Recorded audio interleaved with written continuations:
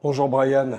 Tu es curateur pour l'exposition Koi no Yokan à la galerie Artverse. Est-ce que tu peux m'expliquer un petit peu cela en quoi consiste? Absolument, c'est un solo show de l'artiste Polygon 1993, qui est un artiste de glitch art, c'est-à-dire que c'est un artiste qui utilise des systèmes de circuits Bente avec des modules CRT qui permettent de détruire, interpoler les images de façon à les modifier numériquement. Et dans cette exposition-là, on a fait tout un travail pour essayer de traduire ce processus créatif dans le cadre d'œuvres physiques de grande taille notamment, en utilisant des systèmes qu'on appelle de l'impression UV multitexturée, qui permet d'avoir des rendus proches de la peinture à l'huile, avec des textures en figeant de l'encre, des centaines et des centaines et des centaines de couches d'encre successivement. Et on a en fait dans cette exposition-là ramené tout un tas de techniques d'impression qu'on voit rarement dans mon milieu de l'art contemporain, qui sont des techniques d'impression issues du monde des cartes à collectionner dit TCG. Donc ça va être des effets holographiques, des effets texturés, des effets de reflets sur des supports voilà qui sont assez inédits. Et on a dans cette exposition-là une partie dédiée au TCG, une partie plus immersive avec des écrans reconditionnés des années 60, 70, 80 et des grandes toiles qui voilà font rappellent un peu ce qu'on peut voir dans des galeries d'art traditionnelles, avec quand même une petite touche futuristique qu'on aime bien. C'était une volonté de retourner vers une forme d'impression traditionnelle. L'intérêt, oui, c'était ça, c'est-à-dire qu'aujourd'hui, les artistes numériques sont très peu reconnus dans le marché, et dans le monde de l'art, il y a un côté un peu deux mondes qui ne se parlent pas, qui sont parallèles. D'ailleurs, on appelle le monde de l'art traditionnel et le nouveau monde un peu de l'art numérique.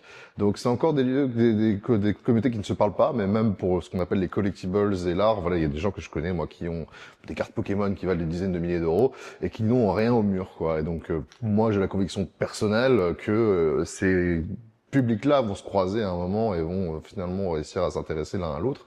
Et donc on essaie de ramener des collectionneurs de l'art numérique, du monde des cartes TCG, de l'art contemporain, essayer de faire en sorte que tous ces gens-là se rencontrent un petit peu. On a même le cas là avec une œuvre de Mitsuhiro Arita, qui est un artiste iconique de la licence Pokémon, qui est le dessinateur original des 3 starters du Dracofeu qu'on connaît tous, et qui n'avait bizarrement jamais exposé en galerie, qui n'avait jamais collaboré avec un artiste. Donc vraiment on essaye de ramener ces artistes-là qui sont peut-être aujourd'hui un peu snobés, voire boudés par le monde de l'art contemporain français dans des galeries pour essayer de les mettre un peu au même niveau et jouer un peu des coudes avec eux, quoi. Ouais, justement, il n'y a pas un problème je dirais, de civilisationnel. Est-ce qu'on a l'impression que cet art numérique est très axé sur l'Asie, voire sur l'Amérique du Nord et beaucoup moins en Europe? Alors, c'est pas faux, mais en même temps, en France, on a quand même un lien déjà particulier avec le Japon. C'est toute la génération Club Dorothée. On a, depuis même la période des impressionnistes, il y a un lien particulier entre la France et le Japon. Ça c'est une première chose. Et ensuite, après, en France, ça dépend les médias. Mais en France, par exemple, on a parmi les meilleurs animateurs au monde. Mais c'est vrai qu'ils finissent par partir aux États-Unis, parce qu'il y a plus d'opportunités là-bas. Mais on a vraiment, voilà, parmi les meilleurs animateurs au monde qui sont français. Moi, quand j'étais chez Sotheby's, j'avais dédié notamment une vente aux enchères à l'animation 2D, 3D hybride, et il y avait dedans un certain nombre d'artistes français, pour beaucoup qui travaillent sur des productions américaines, etc. C'est une question voilà d'opportunité. Tu viens de le dire, l'idée aussi de cette exposition, c'était de présenter un artiste qui a un succès fou au Japon et en Corée, bien qu'il est français, et qui en France n'avait jamais eu de solo show en fait. Et dans même la quantité de la collection de mes parents qui ont collectionné beaucoup d'œuvres d'art contemporaines français, de la figuration narrative, de l'expression libre, du support surface, c'est des mouvements qui, quand tu le compares à leurs contemporains américains, valent bien moins cher, sont bien moins reconnus, alors que faisaient la même chose au même moment, juste pas au même endroit, quoi. Et donc pour moi, je trouve qu'il y a vraiment un mal français au niveau du soutien des cotes des artistes locaux, on va dire. Et notamment cet été, c'était un peu le point que j'ai essayé de mettre en avant avec la presse, c'est que regardez la programmation de cet été à Paris au niveau des artistes français, il n'y a pas un seul artiste français qui est présenté dans un musée national en France, en tout cas à Paris, et on a des Américains, des Suédois, mais pas un seul Français. Et donc pour moi c'est un vrai problème, quoi. On devrait en France faudrait que la France, les artistes français soient sexy, quoi. Je vois pas pourquoi on devrait toujours avoir à se contenter des artistes étrangers. Et donc voilà, on a des artistes qui sont hyper successful à l'étranger et qui méritent d'être célébrés en France également. Et c'est pour le coup, du coup, la première exposition solo de cet artiste en France, alors qu'il en a déjà eu plus d'une dizaine à l'étranger. Tu viens de me parler de tes parents. Mhm. Euh, leur influence en tant qu'amateur d'art, j'imagine, a été importante sur ton devenir. Absolument. Moi, j'ai grandi dans un petit musée, on va dire. Dans la maison, on a des milliers d'œuvres d'art, littéralement. Je les ai pas tous cataloguées, mais elles sont très, très nombreuses. Et en fait, moi, depuis, en gros, mon père est décédé en 2019, 19 septembre 2019. Et depuis son décès, moi, j'avais déjà commencé à travailler en stage, dans des galeries d'art, des hôtels de vente, et ça commençait déjà à me plaire. Mais voilà, ça a propulsé une volonté peut-être de filiation, de vouloir mettre en avant l'héritage du patrimoine artistique que mes parents ont composé ensemble. Parce que en fait, la collection d'art, pour mes parents, c'était une vraie histoire d'amour en réalité. C'est-à-dire que la façon dont ils ont créé leur histoire commune, c'était à travers deux passions communes qui étaient le voyage et la collection d'art. Et donc ils ont vécu cette passion vraiment à fond. Et bien que, en fait, d'une certaine façon, elle était assez, on me dit en fait souvent un peu comme la théorie de Bourdieu que j'aurais hérité une partie du capital culturel dû à ça. Dans une certaine manière, oui, mais en même temps, c'était quelque chose de très exclusif à eux, en fait, et dans lequel on n'était pas forcément nécessairement inclus dedans. C'est-à-dire que mes frères et sœurs, par exemple, ne connaissent pas grand-chose à l'art contemporain par ailleurs. Et donc, il a fallu que je m'intéresse aussi par mes propres moyens à ces moments-là. Heureusement, on avait une grande bibliothèque remplie de bouquins d'art, on avait plein de choses, et donc on a essayé, voilà, moi, ça m'a permis de me nourrir et d'attraper plein de connaissances sur ce sujet-là pour après essayer de faire une carrière là-dedans. Et c'est peut-être aussi un peu pour ça que je suis allé dans l'art numérique, puisque c'était un sujet sur lequel mes parents ne connaissaient pas personne, et j'avais envie de faire un peu mes preuves par mes propres moyens, dans un milieu où a priori je bénéficiais pas d'un avantage plus que les autres. Bien que, évidemment, je viens d'un milieu qui est très privilégié, je viens d'une famille qui est collectionneur d'art, mais quand même la volonté d'essayer de réussir par soi-même, et donc d'où peut-être l'intérêt aussi pour l'art numérique. Et alors, quel a été ton parcours pour en arriver là, au niveau artistique, hein, je veux dire? Tu as fait des études de l'art ou est-ce que c'était inné chez toi? Alors, je suis parti avec quand même, oui, une avance pour revenir à Bourdieu, évidemment, sur tout le milieu dans lequel j'ai grandi, ça c'est une certitude. Après, moi j'ai fait une école de commerce en réalité, je suis parti à HEC Montréal pendant un an pour essayer de faire la prépa, mais c'est la période où mon père était malade, donc c'était pas forcément un moment où j'ai pu performer au niveau des études. Je suis parti ensuite à l'EDEC à Lille pour faire le BBA. Et pendant les decks, l'intérêt c'est qu'il y avait quand même beaucoup de stages. Donc quand j'ai fait ces stages-là à l'époque, j'ai fait galerie d'art, hôtel de vente, et je me suis pris de passion à cette époque pour les faussaires en art. Et je commençais à m'intéresser très tôt à ce qu'on appelle la blockchain dans l'art. Je suis un des pionniers du sujet où on était à une époque où il y avait peut-être une dizaine de personnes qui parlaient de ce sujet-là. Du coup, j'ai fait aussi mon stage dès 2016 dans une boîte qui faisait du catalogage sur blockchain. Pour des œuvres d'art, et ensuite après ça donc j'ai su que je voulais vraiment travailler dans ce milieu-là, et j'ai fait des études, j'ai fait une toute petite licence en histoire de l'art pour pouvoir faire mon master 2 après en marché de l'art chez Sotheby's Institute of Art pendant le Covid. Et une fois sorti du Covid, ayant fait ma carrière déjà dans l'époque du milieu des NFT, puisque j'avais facile 5-6 ans d'avance sur le sujet de l'art sur la blockchain, j'ai eu un succès assez jeune là-dedans, étant anonyme, pseudonyme dans ce milieu-là. Les gens savaient pas forcément que j'étais si jeune, donc j'avais un avantage à ce niveau-là où on me donnait des opportunités qu'on n'aurait pas donné à un gars de 25 ans. Et c'est comme ça que j'ai eu pour mon premier emploi un poste finalement senior dans une maison de vente comme celle de Sotheby's où j'étais directeur du département numérique de l'Office de Paris. Un job qui normalement on peut espérer avoir quand on a plutôt 35-40 ans avec 10 ans, 15 ans de carrière derrière nous, quoi. Donc ça m'a bien un beau pied à l'étrier. Et en parallèle de ma carrière chez Sotheby's, on a monté une start-up avec un monsieur qui s'appelle Mathieu France, belge, qui s'appelle Arcrush, où on expose des artistes d'art numérique à travers le monde sur des panneaux publicitaires dans 35 pays différents, sur 300 000 écrans, gratuitement. Ça permet de diffuser aussi voilà, les nouvelles esthétiques de l'art numérique à un plus grand public, puisque plus on voit une esthétique, plus on a tendance à se l'approprier, à l'aimer, etc. Et donc à la même manière un peu que du street art, on essaye d'envahir l'espace public avec de l'art numérique en détournant, mais là c'est en partenariat avec eux, des panneaux publicitaires qui sont à la base voilà destinés à la publicité, ou là on leur propose de faire des programmations artistiques dessus. Donc j'ai quitté cette startup il y a quelques années maintenant, et en parallèle j'ai continué donc à faire mes expositions. J'ai fait une petite dizaine d'expositions en France, à l'étranger, dans des foires d'art contemporain ainsi également, dans des événements Web3. Et finalement, j'ai fait aussi par la suite des cours dans des écoles d'art comme l'EAC, l'IESA. Finalement, l'année dernière, ça a été surtout m'occuper de faire de la gestion de collection grosso merdo, de la gestion patrimoniale appliquée au monde de l'art, aux collections d'art contemporain et aux collections d'NFT. Je gérais par exemple un portfolio d'une DAO, d'une organisation décentralisée, c'est un peu compliqué, mais grosso merdo un portfolio NFT pour une grosse boîte qui valait quelques millions d'euros, en plus de faire à peu près le même travail au niveau de la collection familiale et de quelques autres clients que j'ai dans mon portefeuille. En cette période de crise, est-ce que le milieu de l'art contemporain est touché? Extrêmement, ouais. C'est vraiment, on est passé d'une, j'ai pas exactement les justes chiffres en tête, mais en gros, l'art contemporain, il y a 4-5 ans, c'était 60 milliards de valorisation, c'est descendu à 50 milliards, donc c'est quasiment une baisse de 20% sur le global. Et en plus, voilà, les chiffres dans l'art contemporain, faire attention, parce qu'on a avec une petite partie des données, celle du marché secondaire.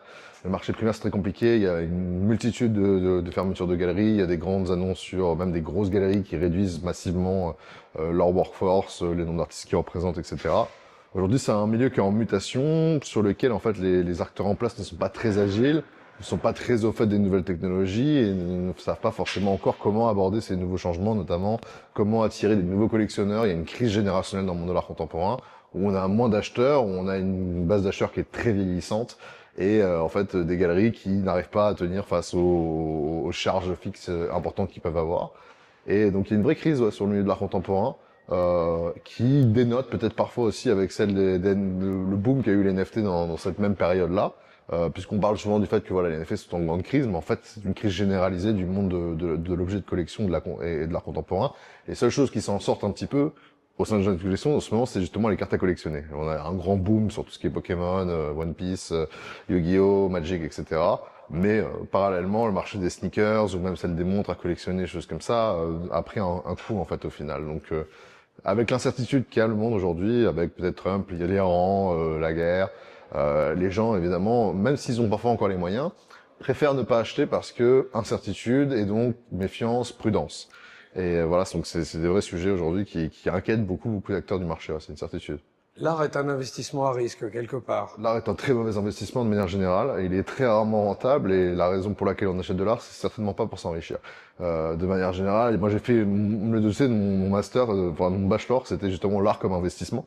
Et j'avais comparé les performances de tous les fonds d'investissement en art avec les performances des cotes boursières sur la même période, mais même des titres généraux comme le CAC 40.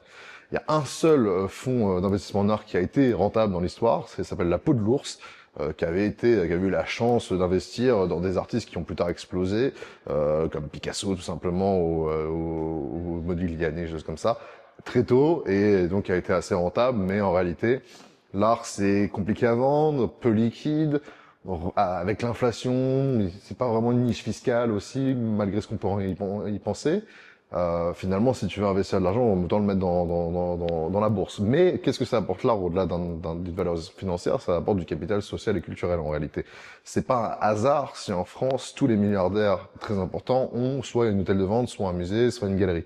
Tu prends Arnaud, il a été propriétaire de Philips, il a maintenant ils ont son musée Louis Vuitton.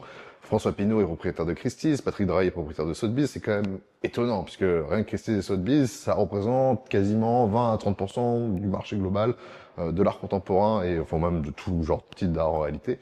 Et donc, je pense qu'en France, à la différence d'autres pays comme peut-être les États-Unis, le fait d'avoir réussi financièrement, c'est pas suffisant pour avoir le respect des gens. Il faut être successful dans le business, être appréciable et socialement cool et être intelligent, quoi. Et donc, du coup, acheter de l'art. Moi, je vois beaucoup de gens qui ont très bien réussi dans leur vie, mais qui se font un peu chier, on va dire, dans leur cercle social en général, des gens de la médecine, de la finance, etc. Et en fait, acheter de l'art, ça leur permet de rencontrer des gens différents, ça leur permet, voilà, d'étendre leurs horizons d'une façon que leur monde professionnel ne leur permet plus aujourd'hui, quoi. Et donc, c'est ça qu'apporte l'art, c'est-à-dire que vous allez rencontrer des gens qui peuvent être intéressants aussi pour votre carrière, mais qui, voilà, vous apportent au-delà du financier. C'est vraiment quelque chose qui voilà, peut être fait. Après, ça peut être réfléchi d'un point de vue purement investissement. Faut juste être un peu malin avec ça. Mais aujourd'hui, là, en tant qu'actif spéculatif, c'est vraiment pas l'idéal, quoi. Autant acheter de la bourse ou de la crypto, c'est franchement plus adapté pour ça. Merci pour ton éclairage. Écoute, maintenant, on va passer à un deuxième volet. Tu m'as dit que tes parents étaient collectionneurs, qu'ils avaient énormément voyagé. Toi, tu as passé 7 ans à l'école des Roches. Ouais.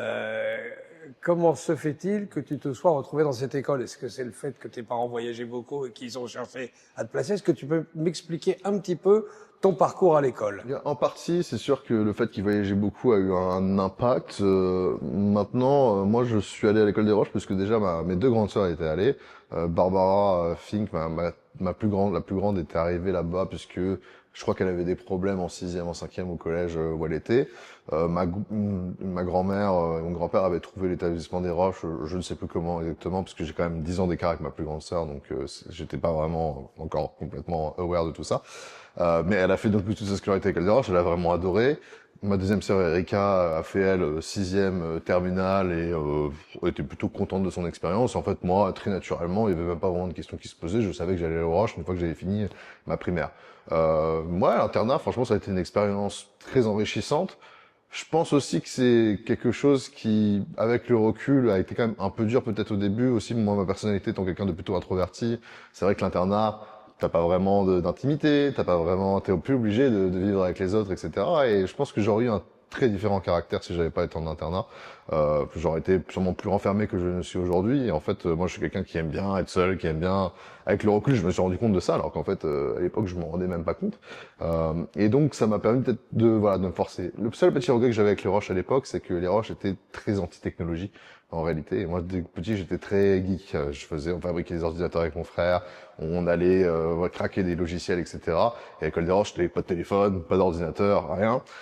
Et donc, je pense que j'ai accumulé un petit retard par rapport à l'utilisation technologique que j'aurais pas accumulé si j'avais pas été aux Roches. Ça, c'est ça le regret. J'espère que ça a changé un petit peu l'approche qu'ils ont au niveau de la technologie, puisque ça me paraît important aujourd'hui. Mais aussi en même temps, ça a peut-être été un mal pour un bien, puisque voilà, se déconnecter, ça m'a permis de se rapprocher peut-être socialement de choses du réel, quoi. Mais voilà, ça c'est peut-être le petit regret qu'il y a pu avoir avec les Roches, mais difficile de refaire le monde, voilà, avec des si on fait un peu ce qu'on veut. Voilà, moi les Roches, j'ai vraiment adoré, j'ai gardé des très bons amis de cette période-là. Je me suis vraiment senti comme à la maison, quoi, puisque de toute façon, je bénéficiais aussi du fait que mes sœurs avaient été là avant moi. Mon petit frère, lui, avait un peu plus de mal avec les Roches, un peu plus rebelle, un peu plus désireux de liberté. Mais voilà, moi, je m'en accommodais très bien et vraiment, arrivé au lycée, en tout cas, c'était que du bonheur, quoi. Une ouverture sur le monde, peut-être aussi, les Roches, à travers les élèves qui la composent? À la composition internationale, c'est sûr que oui. Moi, ça me faisait bien rire souvent quand j'allais appliquer dans des écoles de commerce qui mettaient en avant la diversité internationale qu'ils avaient dans leur école. On parlait de peut-être 10, 20 nationalités. Sur l'école des Roches, il y a une centaine de nationalités dans un effectif bien petit. Donc c'est vrai que oui, ça permet de se confronter culturellement à d'autres perspectives. Ça, c'était très intéressant et très enrichissant. Et ça permet aussi, quand on va en vacances ou un peu à travers le monde, de trouver des gens à droite à gauche où on sait qu'on peut revoir. Mais oui, ça c'est sûr que la diversité culturelle c'est quelque chose. Après, j'en bénéficiais déjà avec mes parents, de par le voyage, de par les différentes cultures, l'art, etc. Donc, j'étais pas quelqu'un à la base de complètement hermétique à tout ça. Mais oui, c'est vrai que ça c'est quelque chose qui me plaît beaucoup quand je rencontre à mon époque, c'était beaucoup des Russes et des Chinois qui étaient aux Roches. C'est vrai que dès que je rencontre des Russes et des Chinois, j'ai quand même pas mal de bagou en termes culturels sur ces cultures-là, et ils sont toujours très étonnés. Ils ont l'impression que j'ai grandi en Chine ou en Russie, alors que non, j'ai juste grandi avec des Russes et des Chinois. Et en fait, finalement, ça m'a permis un peu d'absorber ces codes-là, quoi, qui me sont très utiles dans l'art contemporain aujourd'hui, puisqu'en fait, on parle de codes toujours, mais les codes c'est culturel, et en fait, il faut adapter ces codes aux cultures et aux usages, au mieux des usages. Sur ces expositions, c'est la même chose, hein, quand on a du public japonais, c'est très différent la façon dont on accueille le public japonais qu'on accueillerait le public français. Et donc, oui, avoir tout ce background-là au niveau de l'école des Roches m'est clairement utile, hein, absolument. Dernière question. Est-ce que tu as un souvenir particulier dont tu te souviennes concernant l'école? Une rencontre, une histoire, une anecdote? Ouais, je sais pas si c'est la meilleure anecdote ever, mais je pense que j'ai en particulier, mais je pense que j'ai le record de pipi test à l'école des Roches. C'est-à-dire que moi, ils étaient persuadés que je fumais de la beuh en permanence. Dès qu'il y avait des potes, ils venaient ça. Et donc, à l'époque, quand même, il y avait une côté de solidarité. C'est-à-dire, je raconte souvent que bon, c'est peut-être un peu dur à dire comme ça, mais l'internat, il y a un côté un peu carcéral par moment. Donc, il y a des choses, des usages qu'on retrouve un peu dans là-dedans. Et notamment sur ça, il y avait une forme de solidarité qui s'organisait pour qu'on puisse tous bypasser ces trucs-là. Donc bon, je recommande bien à personne de prendre de la drogue ou quoi que ce soit, mais c'est vrai qu'il y avait un côté solidaire et que, bon, à l'époque, on essayait un peu de m'attraper, de me mettre dans un coin, etc. Et que finalement, la solidarité rocheuse m'a permis quand même de passer à travers les mailles du filet. Et cette solidarité rocheuse-là, elle s'applique encore aujourd'hui, puisque sur l'installation de l'exposition, j'ai eu des amis des Roches que je n'avais pas vus depuis parfois des années, qui sont venus m'aider bénévolement, avec bon cœur, sur cette exposition, donner des heures et des heures de leur temps, alors que finalement, ils ont autre chose à faire en fait, ils ont leur propre vie, etc. Et force est de constater que voilà, moi, cette exposition, ça m'a permis de retrouver tout un groupe d'amis des Roches que je n'avais peut-être pas vu pour certains depuis longtemps, et c'était comme si on s'était jamais quitté, quoi. Et moi, j'ai toujours l'approche que j'ai eue par rapport aux Roches, et que même si c'est des gens que je vois pas depuis des années, on a quand même eu des expériences de vie qui sont très particulières, qu'on partage, et qui, en fait, nous rendent différents et nous rapprochent d'une façon qui est assez unique, quoi. Quand je suis en soirée et qu'il y a des gens des Roches, je trouve on les remarque d'une façon particulière, quoi. Et donc, franchement, là-dessus, c'est quelque chose qui, je sais que je peux toujours compter sur ce monde-là et sur ces gens-là, et ça, c'est, je pense, dans le monde d'aujourd'hui, quelque chose qui est inestimable. Je te remercie. Je t'en prie, merci à toi.